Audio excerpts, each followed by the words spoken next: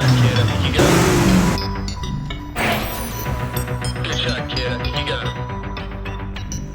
Can you believe that already 27 years has passed since the first installment of the infamous Grand Theft Auto series was released in 1997? First released on the MS-DOS and Windows platforms, and eventually ported to PlayStation console, GTA 1 introduced a revolutionary gameplay concept. An open-world environment where players had the freedom to engage in criminal activities or simply explore the city. It stood out with its top-down perspective, dark humor, and sandbox gameplay that encouraged exploration and experimentation, setting the stage for an iconic franchise. So basically, you didn't even have to do the missions if you found another way to make money.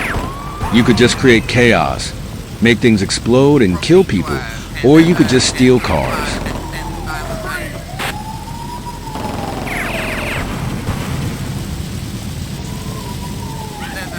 If following the main story of the game, players assume the role of a criminal rising through the ranks by completing missions assigned by various crime bosses. Missions involve tasks like carjacking, bank heists, and escaping police chases across 3 cities modeled after real American cities: Liberty City, Vice City, and San Andreas. GTA 1 introduced several groundbreaking concepts that later became series hallmarks, including open-world environment. GTA 1 was among the first games to provide players with an open world where they could roam freely, exploring the city, evading police, and discovering unique locations. Mission-based structure. The game's missions were critical to progressing, yet players could also ignore missions to simply explore, cause chaos, or gain points. Wanted system. The police would increase their aggression toward players based on their actions, an early version of the now famous wanted level mechanic in future GTA games. Vehicle variety.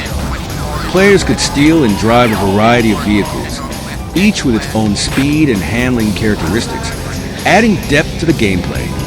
And players loved it, although not without controversy due to its violent themes. GTA 1 was praised for its originality and freedom. Critics and players alike appreciated its dark humor, open-ended gameplay, and the novelty of playing a game from the perspective of an anti-hero. Like previously mentioned, the game evolves around 3 American cities. Liberty City is the starting point for players and is characterized by the rough, unforgiving world of New York City's criminal underground. Players are given mission by the Riccati crime family. The gang based in Liberty City and suspected to be led by Robert Sariano, also known as Bubby.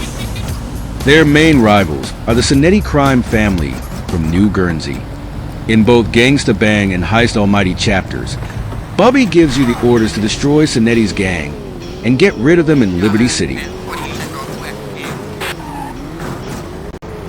San Andreas offers a change of scenery with its hilly streets and counterculture vibe, but still pulses with gang rivalries and criminal enterprises. The city's structure presents unique tactical challenges, with many missions centered on smuggling operations, navigating difficult terrain. In the first chapter, you will be given missions by Uncle Foo's crime syndicate. Missions mostly evolve around the affairs of the family, including bank robberies, collecting protection money from the restaurant owners, and fighting off the police while doing business. In the second chapter, you will be given missions by El Burro, a bisexual Mexican gang boss living in the southwest Atlantic Heights area of San Andreas, and is in a long feud with Uncle Fu. However, he and Uncle Fu are in a ceasefire, since both do not attack each other during their respective missions.